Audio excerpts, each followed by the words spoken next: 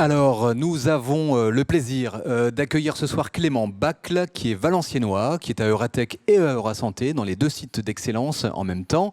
Pharmacien de formation, Clément, et 1 an de travail sur l'éducation thérapeutique pour tous. Alors, c'est quoi ce machin ? C'est pas un schmilblick. L'éducation thérapeutique pour tous, c'est extrêmement sérieux. Il faut savoir que seulement 5% des 20 millions de malades chroniques profitent maintenant d'un programme thérapeutique qui leur permet en fait d'améliorer leur parcours de soins. On est donc dans l'univers médical, dans l'accompagnement du patient, dans l'amélioration du soin et faire en sorte que ce soit beaucoup plus efficace que jusqu'à présent. Ça s'appelle Oscar. C'est un ours blanc. Et Clément, vous avez 7 minutes pour nous en parler. Tout d'abord, merci pour cette présentation. Voilà, je vais vous parler d'un sujet que l'on connaît tous. C'est une problématique qui est pour nous, qui concerne tout le monde, bien sûr, parce qu'elle concerne une personne sur 4 aujourd'hui en France. Ça peut être du diabète, ça peut être de l'insuffisance rénale chronique. Elles ont tout un point commun, ces maladies, elles vont durer au minimum 6 mois. On connaît relativement bien la prise en charge classique d'une maladie chronique. Ça commence par un diagnostic fait par le médecin. Ensuite, ce médecin va proposer un traitement à son patient. Et enfin, ce patient va être suivi tout au long de sa maladie par une équipe de soins. Et pourtant, dans 95% de ces prises en charge, il manque un élément indispensable, c'est l'éducation thérapeutique du patient. Alors, qu'est-ce que c'est que l'éducation thérapeutique du patient? Concrètement, vous êtes diabétique et votre médecin peut vous proposer de suivre un programme d'éducation thérapeutique qui est composé de plusieurs ateliers qui vont vous permettre déjà d'être soutenu psychologiquement, qui va vous permettre également de mieux comprendre votre maladie, mieux savoir gérer vos traitements et bien sûr savoir gérer des éventuelles complications de votre maladie. Alors aujourd'hui, on connaît bien les bénéfices de l'éducation thérapeutique. On sait que ça permet d'améliorer la qualité de vie des patients, ça permet de réduire les réhospitalisations et également les complications de la maladie. Et bien sûr, ça permet de limiter la mortalité des malades chroniques.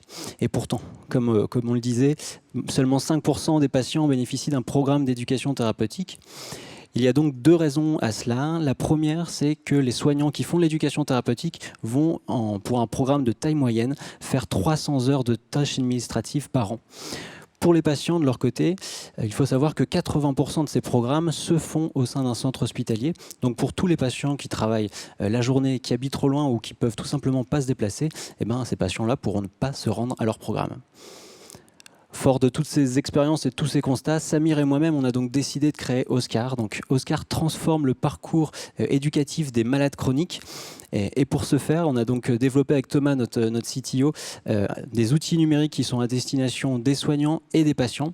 Tout d'abord, on amène une gestion dématérialisée des programmes, de l'organisation à la planification, et en passant par la collecte des données, on va permettre d'améliorer toutes les tâches, une par une, de ces programmes d'éducation thérapeutique. On va également permettre aux soignants de proposer à leurs patients du contenu numérique accessible sur leur application et qui va permettre aux patients d'avoir accès à du contenu numérique, même quand ils ne peuvent pas se rendre à des séances présentielles. Enfin, la télésurveillance qui est possible avec l'envoi de questionnaires en ligne sur l'application des patients. Et enfin, bien sûr, la visioconférence, qui est donc la dernière fonctionnalité qu'on a mis en place sur Oscar à la demande d'un de nos hôpitaux partenaires et qui était là pour justement essayer de solutionner les problématiques liées à la crise du Covid. Donc ça a permis aux patients qui étaient à risque pour cette infection de continuer leur programme d'éducation thérapeutique. Donc les bénéfices, ils sont multiples. Tout d'abord, se libérer des tâches administratives, on divise par 2 le temps administratif, on permet une collaboration plus facile avec la numérisation et également la centralisation de l'information. On réduit l'absentéisme par les rappels de rendez-vous et bien sûr la visioconférence pour en résultat une économie moyenne de 4 à 40 000 euros en fonction de la taille des programmes, 4 à 40 000 euros par an et par programme. Pour les patients, on réduit les complications avec la télésurveillance, on va rendre plus accessible l'éducation grâce justement à la multiplication des canaux, notamment numériques. Et enfin, bien sûr, on l'a vu, on permet de rapprocher les patients et les soignants, et c'est un sujet qui est d'autant plus important dans la situation actuelle. L'objectif final pour nous, c'est d'augmenter de 50% le nombre de patients qui sont pris en charge dans un programme d'éducation thérapeutique. L'éducation thérapeutique, c'est un marché de niche. C'est à peu près 4000 programmes en France, une augmentation de 68% ces 4 dernières années et une volonté du gouvernement de mettre en place des nouveaux forfaits. C'est des nouveaux forfaits qui vont permettre de démocratiser l'éducation thérapeutique et ce sont des nouveaux forfaits sur lesquels on travaille déjà, notamment en insuffisance rénale chronique. Ça découle sur un marché beaucoup plus colossal qui est les maladies chroniques. Je vous le disais, 20 millions de personnes en France, 150 millions de personnes aux États-Unis avec des coûts qui sont très importants pour tous les pays. Aujourd'hui, comment nous gagnons notre vie chez Oscar? On a une solution SaaS avec un abonnement mensuel. On propose 3 packs aux établissements de santé. Ça va d'un prix de 200 € par mois et par programme pour les plus petits programmes et ça peut monter jusqu'à plus de 1000 € pour les plus gros programmes. On a également un coût d'initialisation qui est compris entre 1000 et 2000 €, encore une fois en fonction de la taille de ces programmes. Donc l'année 2019 pour nous, ça a été une année où on a co-construit notre produit avec les soignants et avec les patients. On a également été référencé dans le groupement Ramsay, qui est donc le plus grand groupement de cliniques privées en France et en Europe. Ça nous a permis en début 2020 de mettre en service Oscar dans 4 programmes d'ETP. Et l'objectif, avant la fin de l'année, c'est d'aller chercher 4 nouveaux programmes. On est une solution qui est prête à être déployée sur n'importe quel programme d'éducation thérapeutique. L'objectif pour 2021, c'est d'aller chercher à peu près un revenu récurrent mensuel de 15 000 € et 20 établissements de santé à travers la France. Notre équipe, donc Samir et moi-même qui sommes donc cofondateurs d'Oscar, Samir sur la partie commerce et marketing, moi sur la partie médicale et produits, et Thomas qui nous a rejoint en début d'année dernière et qui travaille sur la partie technique. Enfin, on est accompagné de façon régulière par notre comité scientifique qui est composé de 4 médecins talentueux de la région. Donc voilà, la raison pour laquelle je suis là aujourd'hui devant vous, c'est pour ouvrir notre capital. On veut renforcer notre équipe, notamment technique, pour industrialiser nos process. On veut aussi renforcer notre équipe commerciale et marketing pour booster bien sûr le développement commercial et accélérer notre plan marketing. Donc on cherche à peu près 500 000 € avec la moitié en dilutif et l'autre moitié en non dilutif. Donc voilà, je vous remercie de votre attention et j'attends vos questions. Merci beaucoup Clément pour d'avoir respecté le timing également. Alors Oscar, pourquoi un ours? Alors parce que déjà on aime les ours blancs chez Oscar, parce qu'il est beau, il est doux et il accompagne les patients dans leur maladie. Et donc pour nous c'était une évidence. Et comme les ours blancs, l'ETP il y en a pas assez, mais on voudrait en avoir plus. Vous cherchez 500 000 €. Quel type d'investisseur souhaitez-vous? C'est pas j'entre et je sors au bout de quelques années ou peut-être même moins. J'ai cru comprendre que vous cherchiez aussi un véritable accompagnant, un compagnon de route, quelqu'un qui puisse également dans la santé peut-être avoir un conseil, une expertise et des conseils à vous donner. Bien sûr, alors, le capital forcément est là pour accélérer notre produit. Aujourd'hui, on sait que ça répond à un besoin à la fois des patients et des soignants et des établissements de santé. Mais bien sûr, pour nous, un investisseur, un business angel, c'est quelqu'un qui va nous accompagner sur la durée et qui est là pour nous aider dans un marché qui est complexe, qui est le marché hospitalier et le marché de la santé plus généralement. En quoi votre solution est-elle devenue encore plus nécessaire qu'aujourd'hui? Pourquoi c'est vraiment ça dont ont besoin les hôpitaux ou les cliniques? Alors pour nous, cette crise du Covid-19 a été une remise en question. Ça a été également une prise de conscience de l'intérêt de notre outil. Alors on savait déjà que ça répondait à un besoin, comme je disais, à la fois des patients et des soignants. Mais encore plus aujourd'hui, je pense qu'on sait très bien que les malades chroniques, ce sont des patients à risque. Et donc l'intérêt de notre application, ça va être de continuer à garder ce lien qui a été mis à mal durant cette crise sanitaire. Nous avons une question. Votre solution est-elle prise en charge par la sécurité sociale ou par les mutuelles? Et par les mutuelles? Non, pas encore.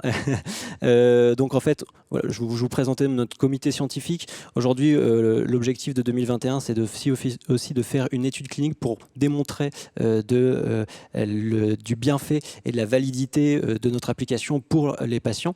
Et donc, pour nous, ça nous permettra peut-être, si cette étude est concluante, d'aller chercher une prise en charge à la sécurité sociale. Mais c'est un objectif pour vous?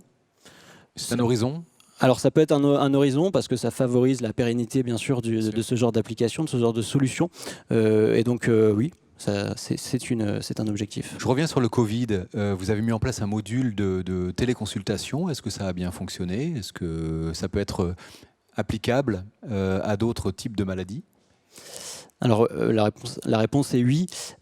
Pour nous, alors juste au début du confinement, les équipes d'un programme sur l'obésité et la chirurgie bariatrique nous ont appelés pour nous demander si c'était possible de faire de la visioconférence sur Oscar. Donc on a répondu pour l'instant non, mais au bout de 15 jours, on a réussi à développer une première version bêta qui a permis de faire aujourd'hui à peu près une 50aine d'ateliers en visioconférence, soit de façon individuelle, soit en groupe, avec la possibilité pour les soignants d'envoyer du contenu, des questionnaires et des vidéos pendant les séances. Et donc, ce modèle est largement réplicable à toutes les maladies chroniques, même si pour nous, l'obésité, c'était vraiment quelque chose d'important parce que ce sont des malades qui sont évidemment un risque pour cette épidémie. Que vous renvoient vos clients, le groupe Ramsay par exemple, puisque vous l'avez cité? Pourquoi on fait d'abord appel à vous? Parce que ça diminue de moitié la tâche administrative, parce que ça fait chuter le taux d'absentéisme? Est-ce que tout simplement parce que ça améliore la qualité de vie du patient et donc la relation entre le patient et le soignant? Pour quelles raisons on vient vous voir d'abord? La clé d'entrée. Alors la clé d'entrée pour nous au départ c'était les soignants, donc on leur présentait notre application l'année dernière et ils trouvaient ça super parce que ça leur faisait gagner du temps. Pour eux c'est vraiment une douleur de passer vous rappelez, des heures. 300 heures, c'est ça, par programme ça, pour un programme de 250 patients, sachant qu'aujourd'hui on a des programmes nous d'à peu près 1000 à 1500 patients, donc vous imaginez la quantité astronomique de temps administratif. Donc le premier point et notre première porte d'entrée, c'était le temps administratif, mais bien sûr, notre vision, c'est d'aller améliorer la qualité de vie du patient et améliorer sa prise en charge. Donc en fait, on a cette double casquette qui est une application seule, c'est bien, mais une application seule pour les patients, c'est bien, mais ça ne permet pas de tout résoudre et donc d'amener le patient dans cette boucle.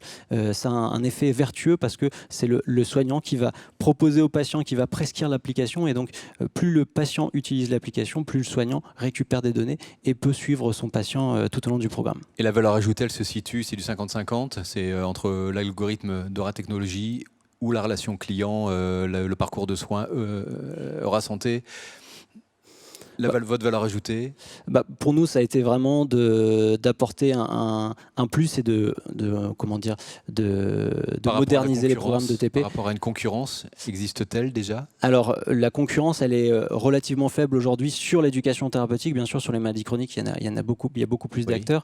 Et la principale concurrence, étonnamment, c'est Excel pour les programmes d'éducation thérapeutique. Donc, pour nous, c'est relativement facile de montrer l'avantage entre Oscar, une solution qui est centralisée, qui permet justement la communication de la donnée entre soignants et patients, et qui est sécurisée, bien sûr, versus des documents Excel qui doivent dupliquer à l'infini pour récupérer leurs données. Une question, rapidement. Outils de désengorgement des centres, accès en zone rurale.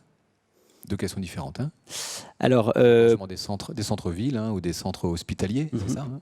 Alors pour nous, là, pour prendre cet exemple là, sur l'obésité, le désengorgement, il est possible justement avec une prise en charge de patients beaucoup plus importante, avec, si on imagine des patients qui ne peuvent pas aller à des rendez-vous physiques, on pourrait imaginer d'avoir certaines séances qui sont faites de façon dématérialisée et notamment aussi d'avoir des séances en visioconférence qui permettent bien sûr de limiter le temps d'attente au moment où le patient va s'inscrire dans son programme.